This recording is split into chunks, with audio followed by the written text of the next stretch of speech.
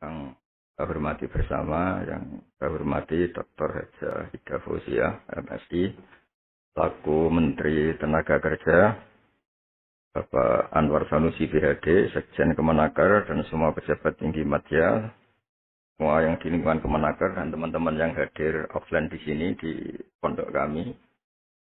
Semua yang saya hormati, semua warga Indonesia, semuanya teman-teman kita yang saya hormati. Saya insya Allah isi 15 menit, mungkin itu maksimal. Karena kemarin saya dibilangin sama mbak saya, Mbak Hin, staf khusus di Kemenaker, biar Bu Menteri ketika di Pondok Bahrul Ulum di Jombang. Saya tidak akan memberi nasihat banyak, tapi saya punya filosofi tentang tenaga kerjaan. Tadi sudah disebut bahwa nilai kerja itu ibadah.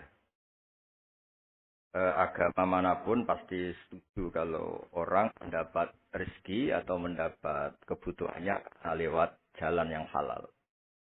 Jalan yang halal itu biasanya pilihannya itu ya kerja, terus mungkin warisan, terus hibah. Ini penting saya utarakan karena saya nanti akan baca beberapa makalah yang diriwayatkan ulama-ulama top ya, kitabnya Imam Hud. Kenapa kita bicara tentang pekerjaan? Harusnya kita ketika dapat rezeki itu asumsi Islam, asumsi kebaikan. Itu to'amul wasid yafi'is. Jadi makanan jatah orang satu atau rezekinya orang satu itu normalnya bisa dimakan orang dua. Wa to'amusna ini yakfi arbatan. Normalnya rezekinya orang dua itu bisa dimanfaatkan, bisa mencukupi orang empat. Jadi kekacauan dunia ini dimulai karena jatahnya orang satu menghabiskan jatahnya orang seribu. Jadi gara-gara kerakusan itu terus sistem sosial itu menjadi kacau. Harusnya itu to'amul wahid yakfi to'amusna yakfi arbatan. Jatah rezekinya orang satu bisa menghidupi orang dua ke atas, jatahnya rezekinya orang dua bisa menghidupi orang empat ke atas. Kemudian ini saya baca saja supaya tambah berkah beberapa teks tentang pekerjaan. Ini di kitab Ihya di halaman 85 kalau kitab saya tentang keutamaan kerja. Ini dijelaskan inna minadz-dzunubi dzamban la yukaffiruhu illal hammu fi talabil ma'isyah. Jadi bagian diredaksikan minadz-dzunubi dzunubun la yukaffiruha illal hammu fi talabil ma'isyah. Jadi sebagian dosa itu ada dosa yang tidak bisa dihapuskan oleh istighfar, tidak bisa dihapuskan oleh sedekah, tidak bisa dihapuskan oleh misalnya wiridan. Yang bisa menghapuskan dosa itu hanya kalau kita serius atau kepikiran, hamu itu kepikiran mencari maisha, cari rizki. Jadi sudut pandang itu penting. Jadi kita yang sedang istighosah atau kita yang sedang pengajian atau mungkin kita sedang jadi ustadz, melihat orang mencangkul, orang ke pabrik, orang di aktivitas pekerjaannya itu harus kita lihat bahwa mereka adalah orang-orang yang sejatinya sedang minta ampun sama Allah Subhanahu wa Ta'ala. Karena di sistem pekerjaan itu lahirlah satu variabel atau satu apa saja yang positif. Ada hukum sosial karena ketemu teman yang saling pengalaman. Ada ketergantungan manusia sama hal-hal yang halal. Ini yang paling penting. Ya, banyak orang itu jiwa itu karena pekerjaannya. Misalnya orang bisa hidup itu sebetulnya karena makan nasi, minum air itu sesuatu yang halal. Jangan sampai orang bisa berpikir, bisa tenang kalau minum narkoba misalnya. Orang bisa kerja karena digerakkan punya anak kecil, punya ibu yang renta, atau punya keluarga yang membutuhkan. Jangan sampai orang kerja karena digerakkan oleh keinginan bernafsu, karena hal-hal yang maksiat. Sehingga status orang yang dagang misalnya atas siru soduk yufsaru yaumal kiamati ma'as siddiqin wa syuhada. Orang yang dagang kemudian dia benar, ya, jujur, itu nanti makomnya, kelas dia itu bersama para orang-orang yang meninggal syahid. Nah, pahlawan-pahlawan. Ini penting saya utarakan supaya cara pandang kita terhadap beragama. Jangan sampai misalnya kita beragama, terus kemudian melihat yang ibadah itu yang datang ke masjid. Ya kita jam kerja, kemudian ada pengajian, kita tidak pengajian itu dianggap salah karena nggak datang di masjid. Padahal kita datang ke pabrik atau ke pasar, nilainya sama, sama-sama ibadah. Ini penting supaya cara pandang kita terhadap orang lain itu positif. Saya berkali-kali bilang, kalau ada tetangga saya meninggal, saya muji orang ini kalau malam tidur. Kalau malam mungkin ya lihat sinetron. Kalau malam itu ya santai-santai di rumah sampai. Kalau kita pakai sudut pandang maksimal, yang dikatakan taat itu tahajud, dan maka orang ini tidak masuk kategori taat. Tapi kalau kita kembali ke definisi takwa, takwa itu meninggalkan hal-hal yang dilarang Allah Ta'ala. Orang ini akan kelihatan berprestasi, karena saat di rumah dia berarti tidak melakukan hal-hal yang tidak mencuri, tidak mengganggu orang lain, tidak menjadikan kegaduhan di patan atau di jalan. Sehingga agama ini juga harus mengapresiasi tarkul ma'asi. Bahwa orang yang tidak punya aktivitas di rumah. Banyak yang dilakukan sebetulnya. Kebaikan masif, kebaikan bersama. Karena orang ini tidak melakukan hal-hal yang merugikan orang lain. Ya saya berkali-kali bilang kalau saya jadi kiai, jadi orang baik. Kalau ada orang yang dermawan, kasih sesuatu ke kita, ya kita senang karena kebaikan itu diapresiasi. Misalnya ada tadi cerita penakar dapat apresiasi, dapat penghargaan. Ya kita senang karena itu. Karena itu. Tapi andekan tidak itu juga senang. Senangnya karena mungkin orang lain ini sudah tidak butuh kita. Tidak butuh kita kok buat baik. Saya berkali-kali bilang, kalau Anda jadi kiai tidak usah tersinggung kalau tetangga tidak minta konsultasi. Artinya mereka sudah mandiri, sudah memutuskan masalahnya sendiri. Tapi kalau konsultasi, anggap mereka punya akhlak, tanya dia. Kalau tidak, ya anggap saja mereka sudah mandiri. Makanya sudut pandang ya dalam Islam, sudut pandang itu penting sekali. Jadi setelah kita baca beberapa hadis, suatu saat Rasulullah itu ngaji di masjid, teras masjid. Dia ngaji, dan ada pemuda dengan cangkulnya, dengan enaknya melewati Rasulullah. Ya para sahabat itu komplain, ini ngawur sekali, ada Rasulullah ngaji, tapi tidak ikutnya. Malah berlalu saja ke ladangnya. Tapi ketika kan tanda kutip disalahkan, Rasulullah malah bela pemuda tadi. Pemuda kalau dia kerja karena mencarikan nafkah untuk keluarganya, yang kecil atau yang tua, dan supaya dia tidak minta-minta orang lain. Sudah sunnahku. Jika bentuk sunnah Rasul itu tidak harus orang datang ke pengajian dan orang ikut fatwa kita mau itu. Nah, mungkin teman-teman yang sedang bekerja itu tidak lagi mendengarkan ngaji, sudah melakukan isi pengajian. Jadi yang lain baru mendengarkan, yang itu sudah melakukan isi pengajian. Makanya kalau di daerah saya banyak, kenapa kamu tidak datang ngaji? Saya lebih dari ngaji dari Pak Kiai. Kenapa? Pak Kiai kan yang menyarankan supaya kita baik sama orang tua. Saat Pak Kiai pengajian, saya rumah orang tua saya di rumah sakit. Tapi kadang-kadang kita pakai ukuran kita sendiri. Yang nggak datang pengajian itu orang jelek karena nggak mau datang. Padahal jangan-jangan yang sedang di rumah.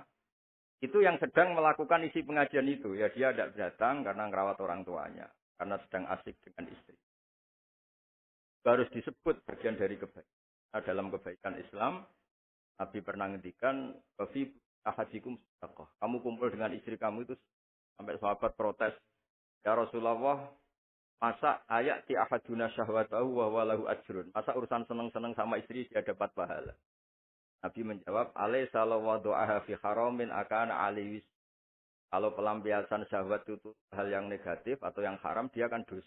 Ketika meletakkan yang benar, dia. Jadi pahala itu segampang itu. Orang asik dengan anaknya, dengan cucunya, bercengkrama di rumah. Ya pahalanya besar. Karena saat itu berarti dia tinggalkan maksiat, dia tidak dengan.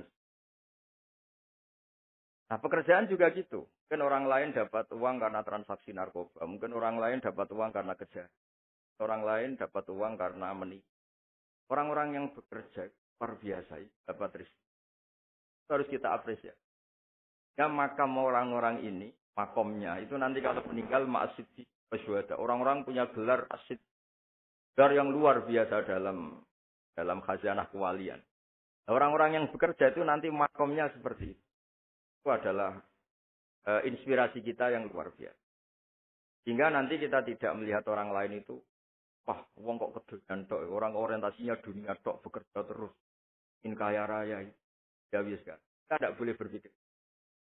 Karena apapun banyaknya harta di tangan orang-orang halal, tangan orang-orang baik, pasti efeknya bisa melahirkan pekerjaan, bisa melahirkan kemanfaatan.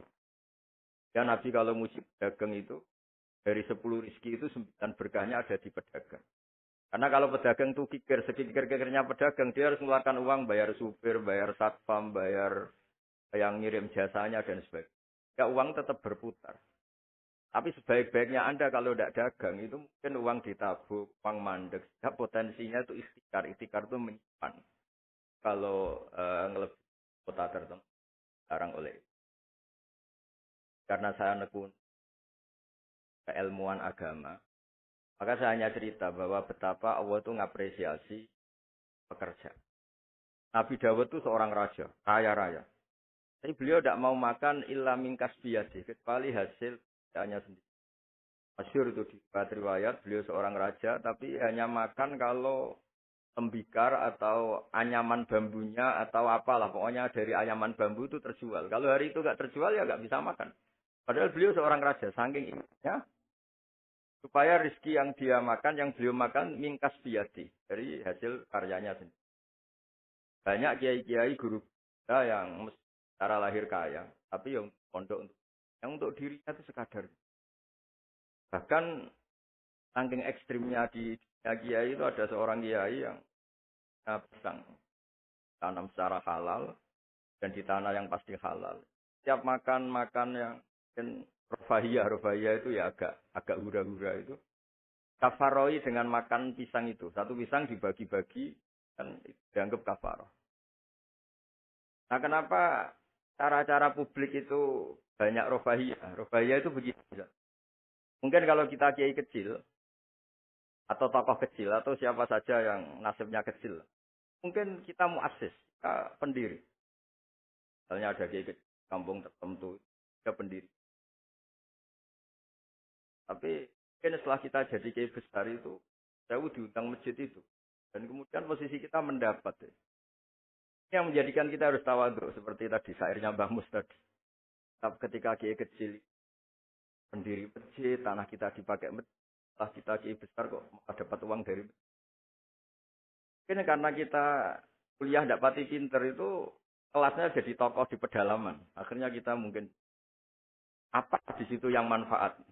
Pikiran, air, apa yang manfaat? Kalau kita kepinteran malah jadi orang yang terus hanya dengan negara itu mendapat, bukan memberi. Nah hal-hal seperti ini harus jadi motivasi semua pekerja. Menteri juga mentalnya harus memberi. Pekerja juga mentalnya harus memberi. Maka dulu banyak negarawan kita bilang hubungan Anda dengan negara itu sejauh mana Anda memberi sama negara ini. Dan berpikir sejauh mana negara ini memberi kepada kita. Itu yang diajarkan guru kita, orang-orang kita, bahwa hubungan kita dengan negara, dengan orang lain itu yunfikun. Yunfikun itu berkontribusi. Hingga saya ini termasuk kiai yang kalau ketemu orang yang terlalu baik sama saya ini saya sungkan. Karena hubungannya saya mendapat. Tapi kalau ketemu orang yang lebih lemah mungkin saya lebih pede. Karena hubungan kita ini memberi. Itu yang diajarkan al-yadul jafir. Bahwa tangan yang atas lebih baik ketimbang tangan di bawah. Makanya saya mohon menterian, semuanya lah. Kita hubungan dengan bangsa kita, dengan masyarakat kita, dengan rakyat kita. Hubungan kita hubungan memberi, bukan hubungan mendapat. Bahwa secara aturan atau secara kultur karena kita pejabat, kita kiai mendapat itu ya rezeki dari Allah yang kita terima secara syukur. Tapi sebetulnya komitmen kita sebagai bangsa, komitmen harus dicatat. Karena Islam mengajarkan ma'aliyal umur, mental-mental yang mulia. Mental mulia itu ya mental heroik, mental memberi, mental berkontribusi. Kan mental nyuwun hal hanya kan mental yang ma'aliyal umur, kan mental yang saya mohon ini mungkin ya harus saya sampaikan karena memang supaya orang itu melihat bahwa pejabat itu mikir kita, mikir negara dan juga gitu, kiai juga. Makanya harus diartikan mereka itu berkeras untuk. Jadi kalau kita orang yang mungkin agak nyun sewu, agak dengki atau agak hasut berpikirnya tuh enak jadi pejabat, enak jadi besar, enak jadi ini. Itu jadi kita repot. Makanya tunjukkan bahwa kita adalah orang yang bersal hero, orang yang bersal berkontak, orang yang bersal khairunas anfa'uhum. Yang terakhir, karena tadi banyak yang baca puisi, banyak saja dan saya senang sekali, tapi saya mau cerita tentang keunikan dunia-dunia wali. Itu ada seorang wali jadi pegawai penjaga kebun. Padahal seorang wali, dia penjaga kebun anggur. Jaga kebun anggur, karena dia wali hanya jaga aja. Tahun-tahun dia jaga di situ, mungkin 10 tahun. Suatu saat majikannya datang. Saya ambilkan anggur terbaik, yang paling manis.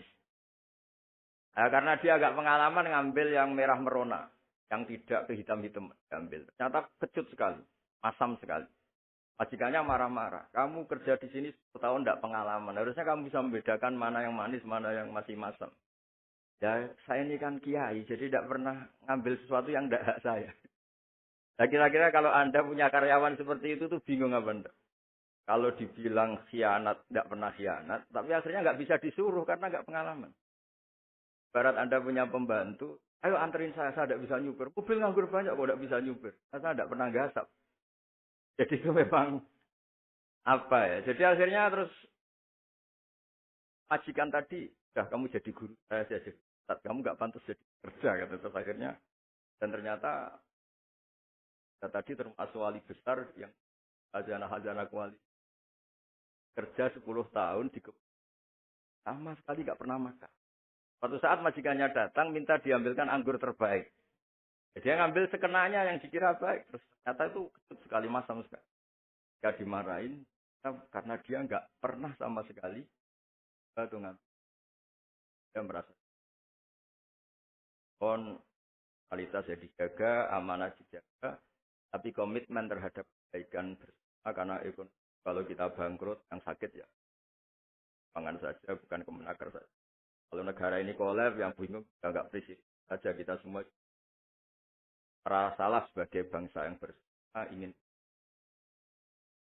khairunnas anfa'akan rahmatan. Semuanya enak, semuanya nyaman karena kita semua kenal Bismillahirrahmanirrahim ketika menyebut Allah pasti yang maha pengasih dan maha penyayang. Saya kira demikian, mari berdoa bersama semoga bukti bahwa kita bergantung sama yang menguasai langit bumi, menguasai kehidupan kita, menguasai semua yang terlewatkan maupun yang akan datang. Al-Fatihah.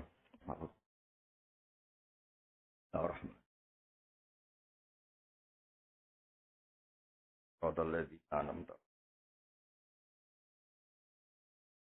Ahmaduka ya ghafuru ya syakuru masalli wa sallim ala al-bashirin As'aluka bi anna lakal hamda la ilaha illa anta al-hannan al-mannan. Ya badi as-samawati wal ardi ya hayyu ya qayyum ya dal jalali wal ikram. Anta rizquna ya Allah husnal muamalati fi ma bayn.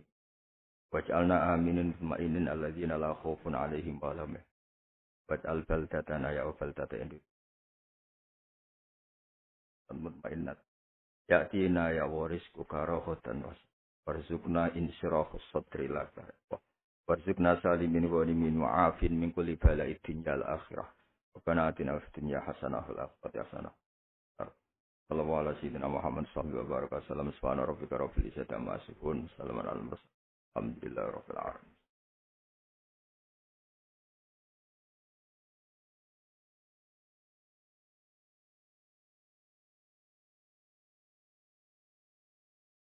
Ya kurang lebih mohon maaf. Assalamualaikum warahmatullahi wabarakatuh.